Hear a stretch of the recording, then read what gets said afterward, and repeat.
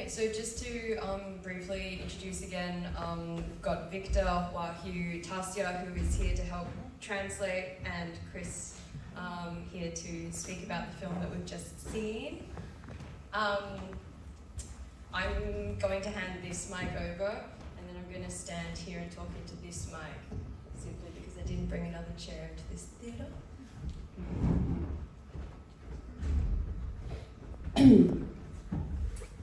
I'm going to start broad, but I think everyone here wants to know, how did you guys meet one another and start this project? Victor, can we start with you? Saya pertama kali ketemu dengan tim Dogmill di suatu acara pemakaman di Toraja. Jadi saya mengikuti mereka, melihat perlengkapan mereka yang sangat canggih dibanding dengan perlengkapan yang saya punya. Jadi saya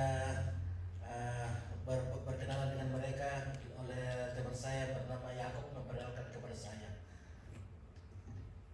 So I met the Dog Milk crew in 2017 when they visited Toraja to document a funeral ceremony. It is through my friend Jakob that introduced me to them. From then on, I started to follow them whenever they're documenting in Toraja, and I was fascinated by the equipments that they were using because they were so advanced to me. Yeah. Jadi hari demi hari pada saat mereka meliput acara di Toraja, saya terus mendampingi mereka sehingga kami terus berteman, dan seseringkali saya panggil ke rumah untuk membuat acara bersama sehingga persahabatan kami terus berlanjut.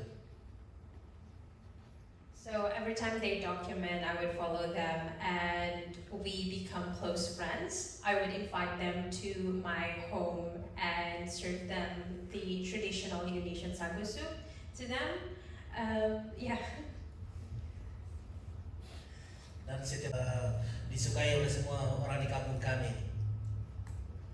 So I would do live streaming a lot, and the Dog Milk team would be part of that live stream, and they become this kind of like a small celebrity in our community.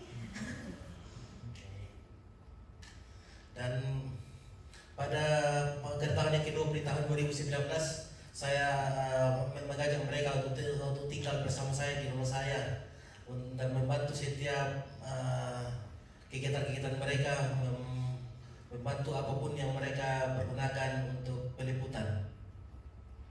So in 2019, during their second production, I asked them to stay at my place throughout their time in Toraja.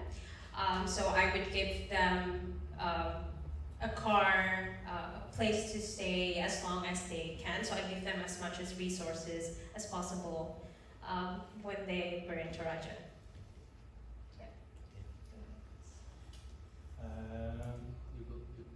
Yeah, sorry, we started with Wahyu there, but please, I'd like to hear everyone's story.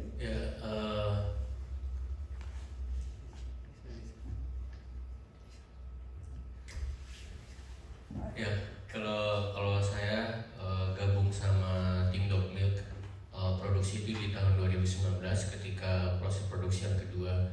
Jadi sebenarnya teman-teman Dog Milk itu mencari lokal filmmaker dari Makassar, dan mereka juga menemukan saya. Akhirnya saya ikut produksi mereka di Toraja selama 10 hari.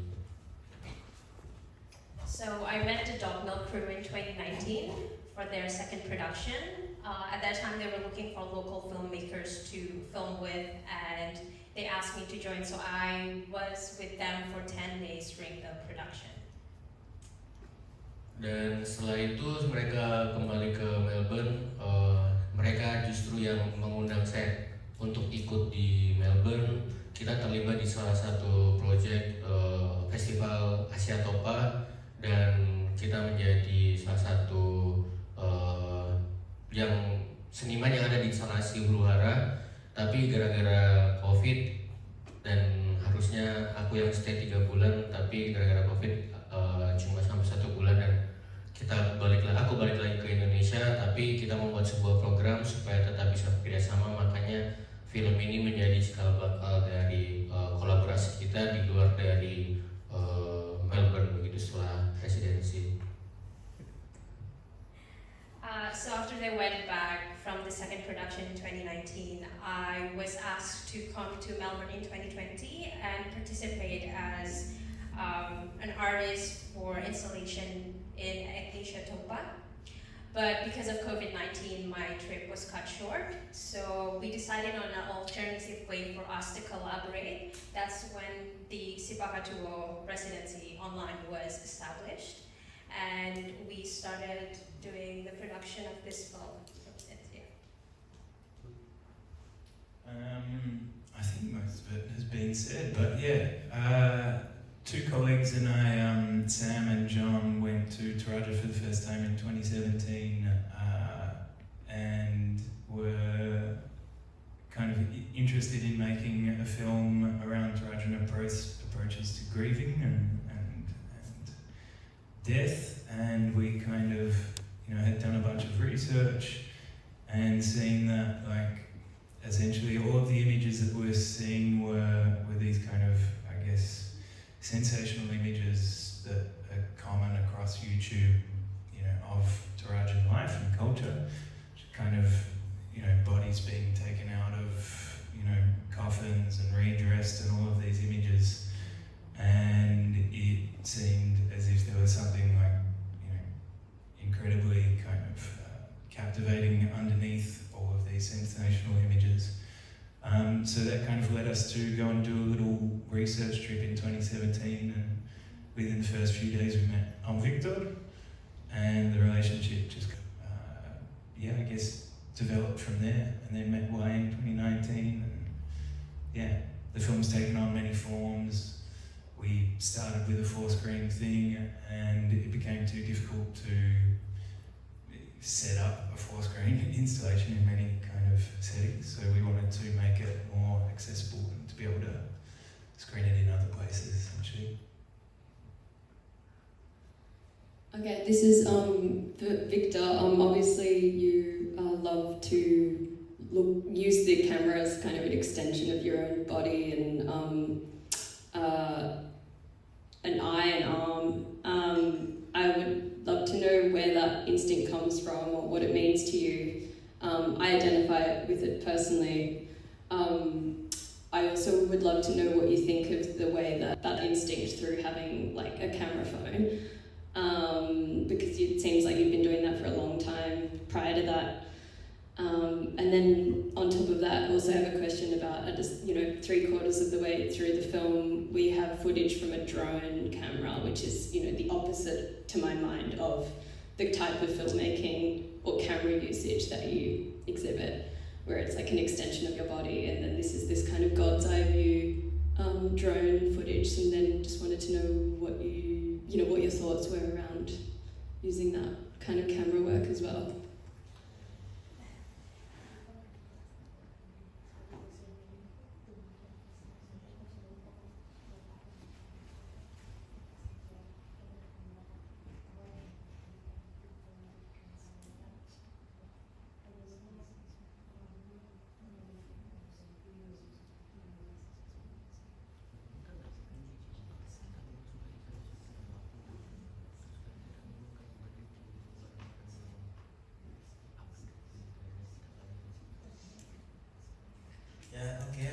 Terima kasih.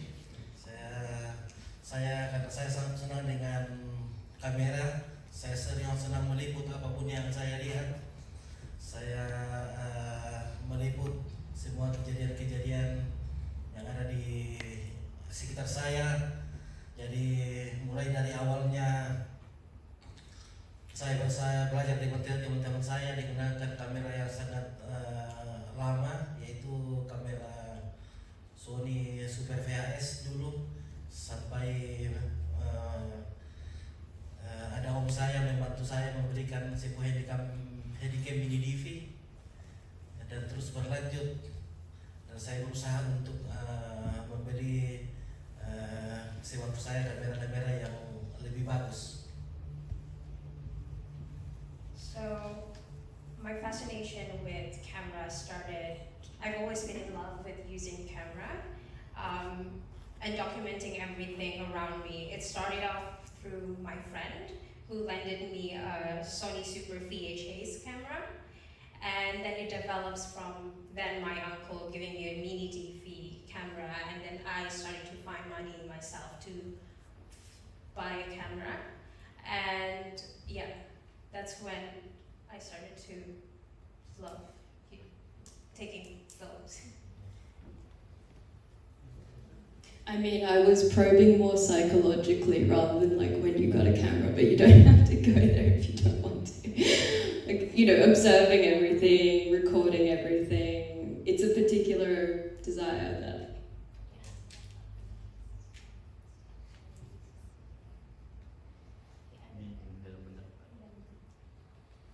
Ya, karena memang dari dalam pikiran saya, dari benak saya ingin mendokumentasikan, mengabadikan setiap momen dalam hidup saya.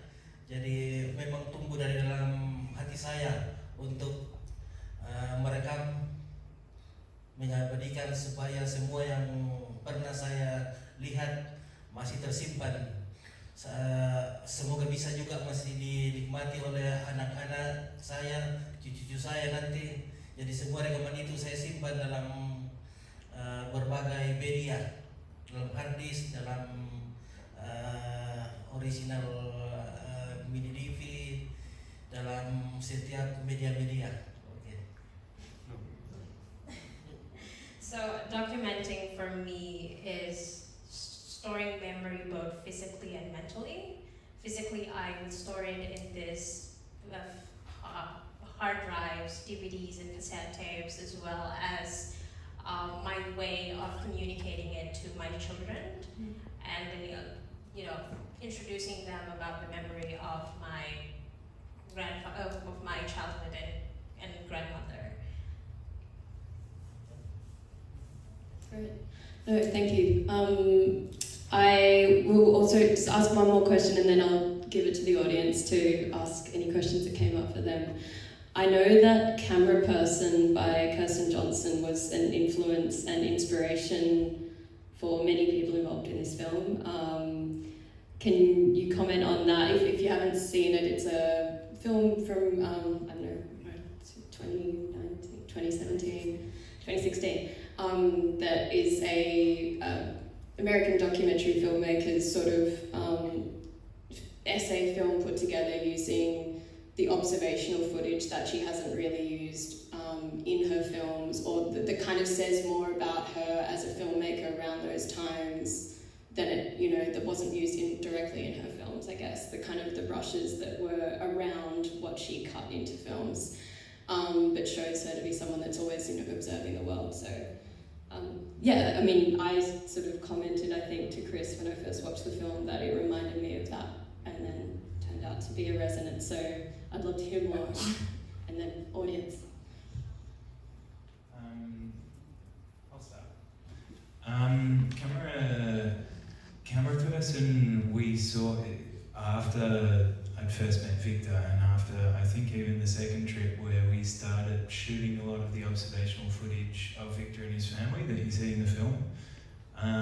And then I saw Camera Person and I sent it to YU and YU ended up writing his master's thesis about the film.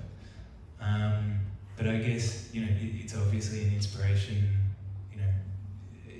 in that there's not many films made about people who are camera people and kind of made out of, archives or their footage specifically. And I guess with this project, the reason for being for all of her footage was being a cinematographer across all sorts of documentary projects over decades, and things that had been left out, as Anna was saying, from those films.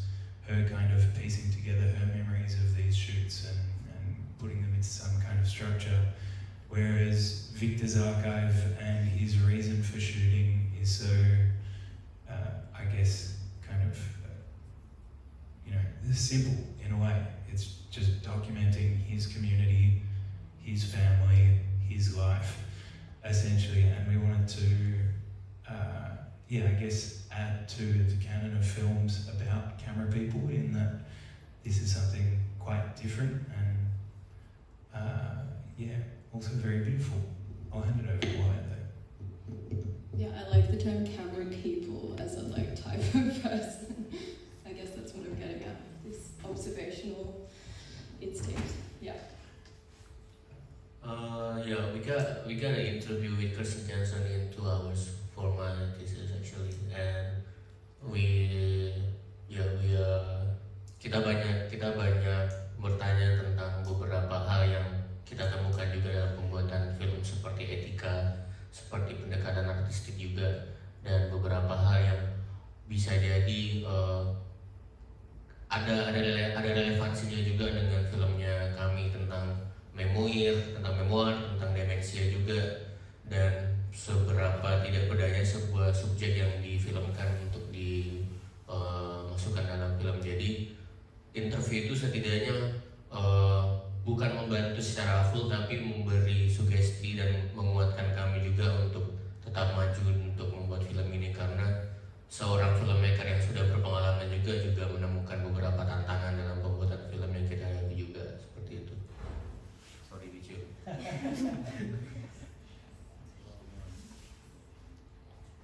So as mentioned, Y did his master thesis on Kristen Johnson's camera person, and they did get to interview Kristen Johnson in 2021. And Y was asking about the ethics of a camera person, especially the idea of the memoir and empowering the subject of a documentary. And asking her about the relevance of these topics to our film. And even from the interview with Kristen, she still has challenges in those regards. And it's also given us kind of like an assurance that this predicaments and debates is also, exists as with someone who as established as she is. Yeah.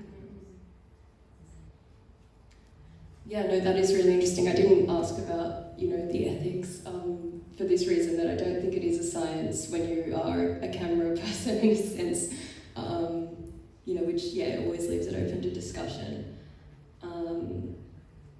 Would anyone else like to ask the filmmakers a question before we wrap it up from the audience? You'll just have to say it without a mic, if that's okay.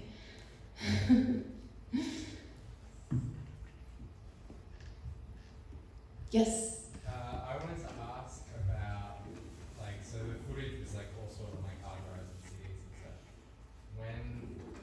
How did you bring it back to Australia to edit? Was that a logistical challenge? It was all edited in Indonesia, so the whole project of this was kind of done during COVID. So we went back to Makassar after COVID broke, jumped on a plane quickly, and we wanted to keep the project going. And Sepakato, the exchange program, kind of was born out of that. We got a bit of money from AsiaLink to do an online residency kind of project over a year, or maybe even longer than a year. Anyway, Afifa and Sam were doing the exchange via, I'm kind of going on an off tangent here, but they were doing the exchange via research and doing all sorts of interviews with people from all over Southeast Asia and Australia, further abroad, while you and I were working on the installation, which kind of then turned into this film. But essentially the editing happened in Indonesia, where I did most of the editing, and I would make the spaces in which the cuts were shown. So we kind of we built spaces based on places that we'd watched Victor's footage in Toraja. So we kind of built palm wine bars and his what's it called, the place that he broadcast, his broadcast room and living rooms and all of these spaces that we'd watch his footage in, cut by Wyatt. And that process kind of went back and forth between all of us. We'd all watch cut figure it out. And then after the installation kind of thing was wrapped up, I went over to Indonesia to do a big editing kind of, a few months in Indonesia, editing this single screen with Wahyu and Victor in person.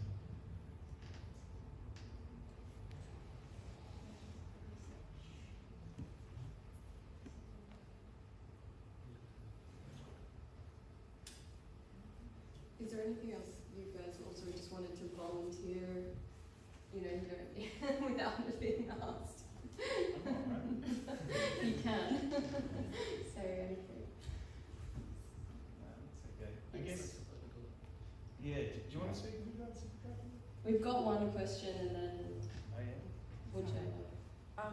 Even though there's like a growing sentiment, like a death positive sentiment within Western societies, I think even in Australia, everyone's still quite tight about death rituals and caring for our loved ones after they pass. How have you found the reception to this film within Australia or beyond?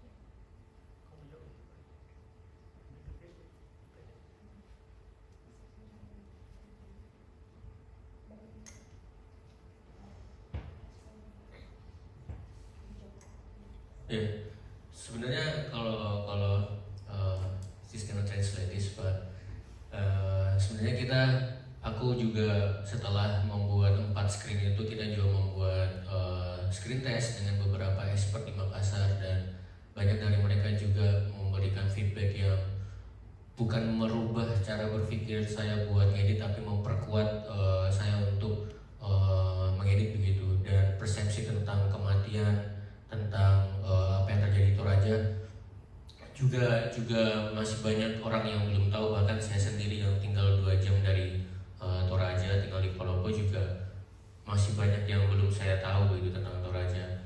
Dan kemarin juga waktu kita pertama kali screening di Jogja, banyak mendapatkan respon yang positif juga, dan ternyata banyak sisi-sisi yang belum diketahui juga dari luar Toraja, untuk orang-orang di luar dari Toraja begitu.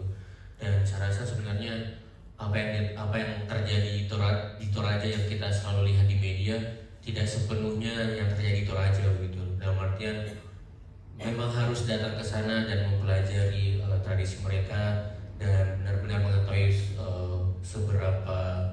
seberapa berpengalamannya di Toraja begitu. So after the 4 screen installation, we from in Makassar, we did a screen test with a lot of like cultural stakeholders in Makassar to get their reception about the film. It's not necessarily about seeking, their advice on how to change the direction of this film, but more about informing how we should approach the ethics and the way to, represent Trojan and their cultures. So there were different perceptions about it, and it's because this stereotype of glamorizing the Trojan culture, but it's also, some of their suggestions was about focusing on Victor and kind of empower the subject more. And when we did this, I guess why I was talking about him not exactly born in Toraja. He lives 3 hours away from Toraja, and so he's not necessarily part of the culture. It's not an indigenous Torajan person. So hearing about this, advice and receptions about the film kind of changed his perception as well. He did a research in 2021, where he visited Victor's studio and get involved and getting to know more about the traditions and the death rituals in Toraja. And in 2022, when we did a screening test in Yogyakarta in Java, which is a different island from Sulawesi, it's a whole another receptions about it, and it was more about how this is the view of the rituals, the ceremony, death rituals, that is very different to how they've always seen Toraja as being represented. So I don't know if that answers your question, but hopefully it does. maybe I can add a little bit from an Australian context. We've only shown a film once in Australia, so you're the second group of people to watch it. So reactions haven't exactly come thick and fast. But we obviously knew from the get-go that it's incredibly sensitive footage and that particularly Western audiences might find it challenging. But throughout the whole process, watching endless cuts over years in all of its different forms, it just kind of became obvious to us that without an end to the personal relationships that kind of inform all of these ceremonies, that essentially that is just like, it's the film really. It makes the film what it is, and it offers an opportunity to really engage in kind of deteriorating health, in death, and the beauty of kind of family connections to all of those preparatory, parts of things. I think maybe Victor can explain just a touch about kind of death more generally in Toraja and how it's seen, and the funeral seasons and stuff.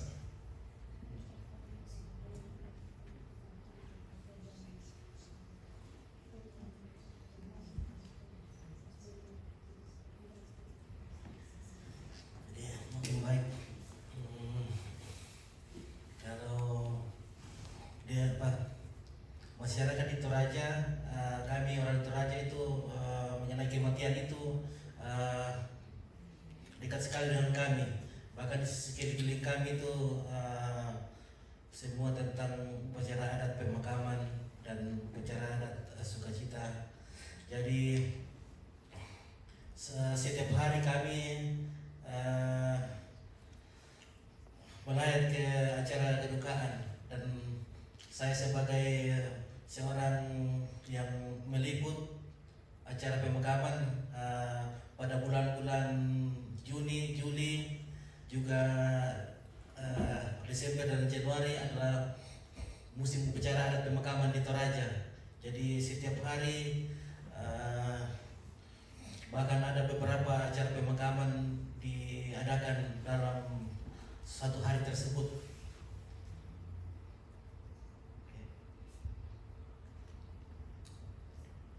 So people in Toraja is very close to the idea of death, like visiting funeral ceremonies.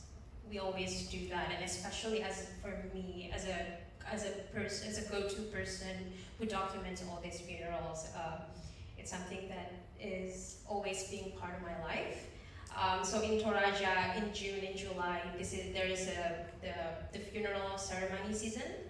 So people would held different kinds of funeral ceremonies.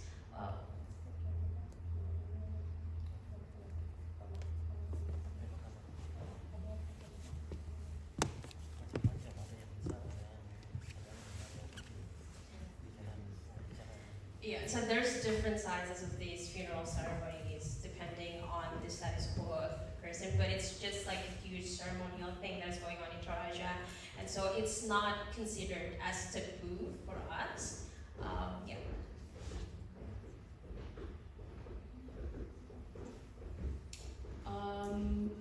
Let's go with one more question. No, it's great. And then, feel free to, afterwards, I don't know, we might go to Forest Lodge Hotel or something. So if there's, lingering questions, feel free to harass these visitors. Okay, let's go with the last one. I was wondering, Victor, how the way you film or your greater practice has changed with digital advancements and different access to digital tools. I'm especially thinking of the YouTube channel and the ability to live stream and any effects that's had on what you choose to film.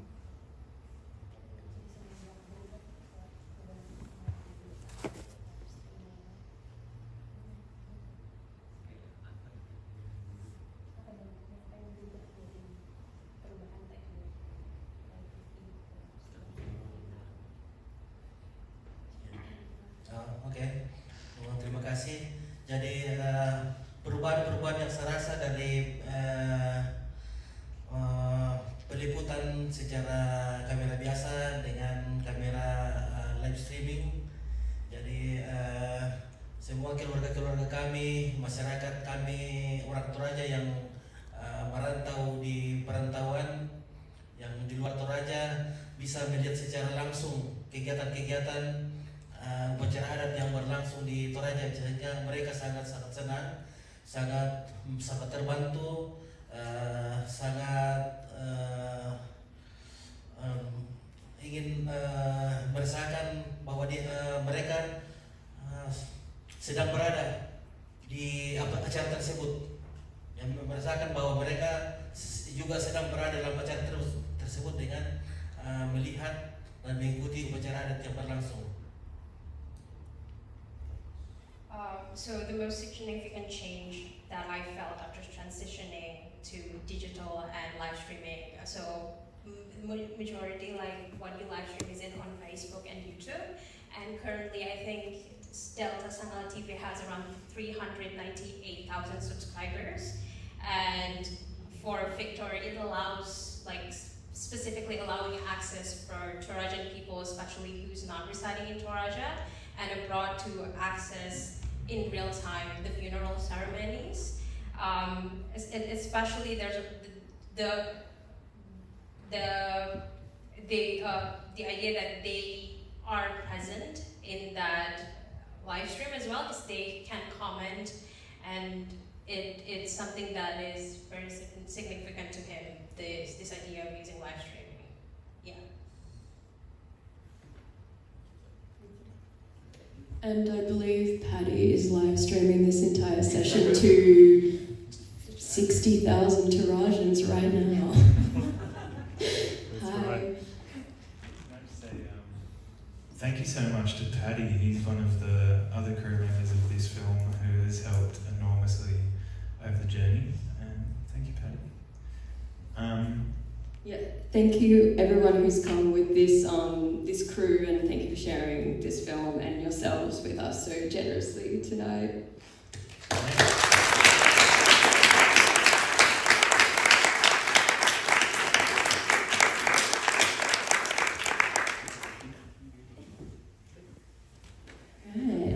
Yeah, pub maybe?